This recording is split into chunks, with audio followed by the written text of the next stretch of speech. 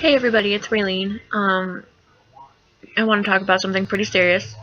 Um, it has to do with bipolar and borderline. Um, it's suicidal thoughts and intentions. Um, there was only one time in my life that I did try to commit suicide, and it was shortly after my mom passed away. I had a ton of sleeping pills, and I decided that I was going to take all of them and join my mom. Um, Obviously, I didn't, but I still have the ideology of it. Um, Mostly when I'm driving around because I live in a canyon, and so when you're driving down to the house, there's a big drop off, and it's like, oh, what if I just kind of veer off the side and just go boop, and that's it. Um, Keep in mind, it's not something I actually would do. I will not. I won't do it.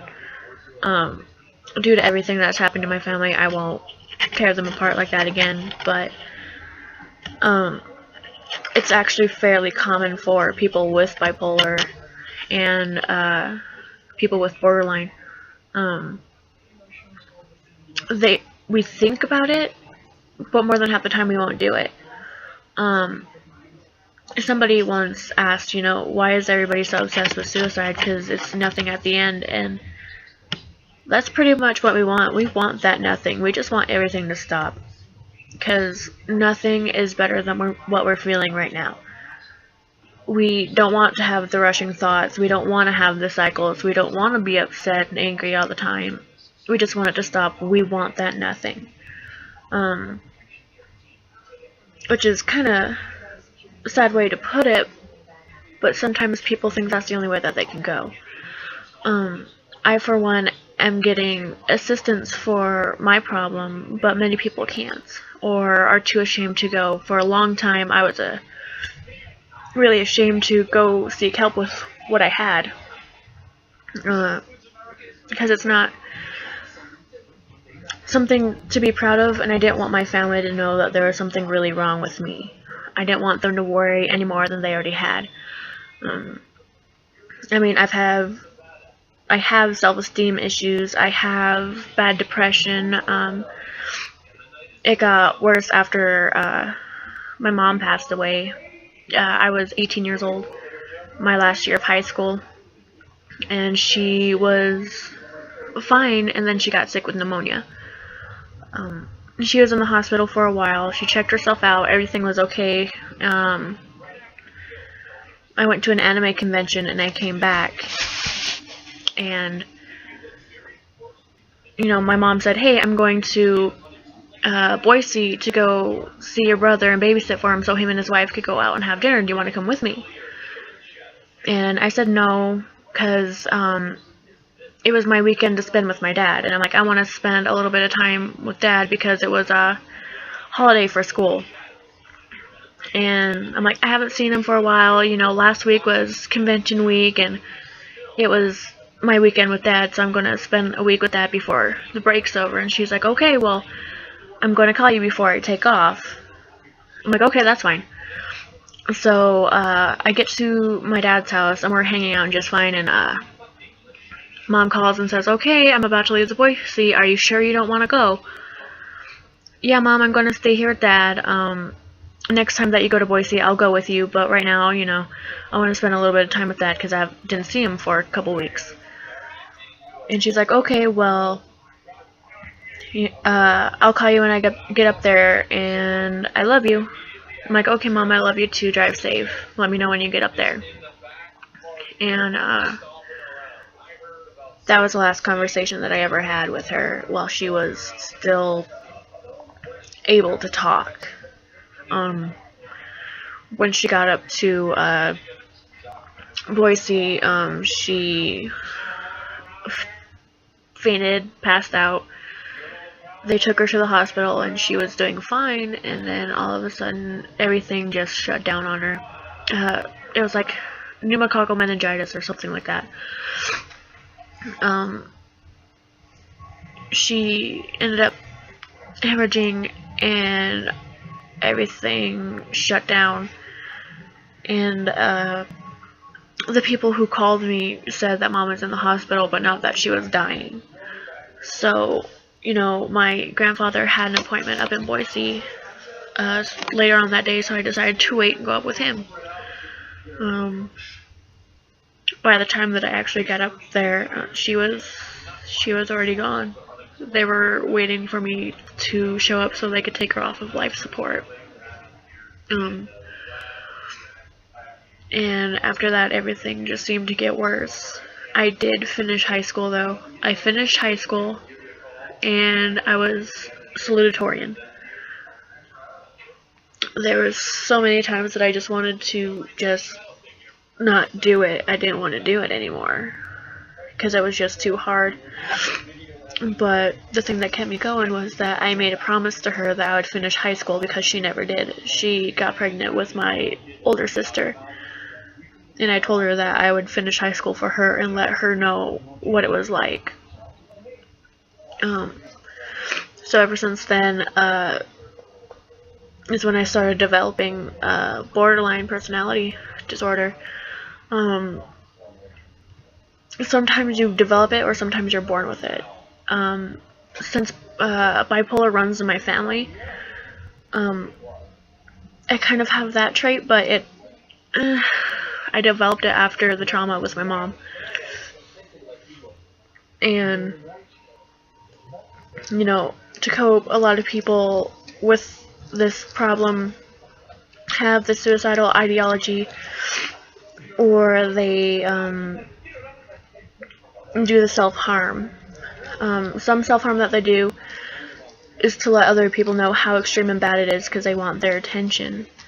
And others just want something to get all that negative energy out. Like I stated in my first video, I pick at my face and I pick at my chest. I don't know if you can see it. Yeah, right there.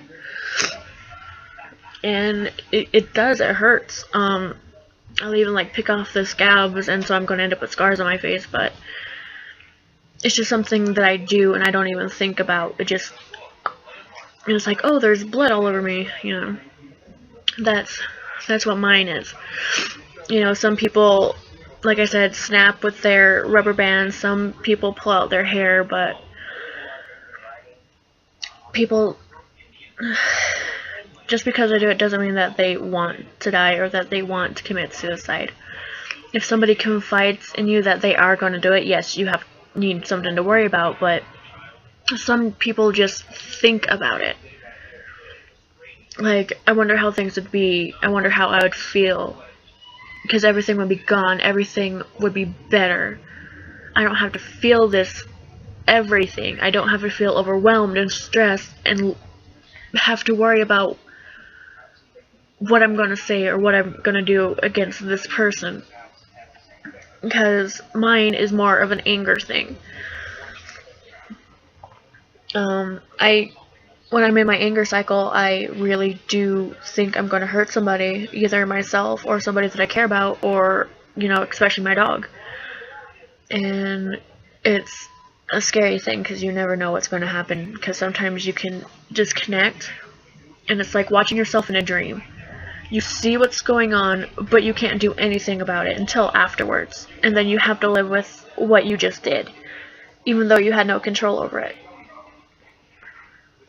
And for those who are, suicidal and thinking about it, talk to somebody about it. Even if you are ashamed about it, just talk about it to somebody that you trust. Share that, they might tell somebody else, but that's because they love you. They don't want you gone. It doesn't only affect you. Once you're gone, what about your loved ones, your best friends, any pets that you have? They have to continue living on after your choice.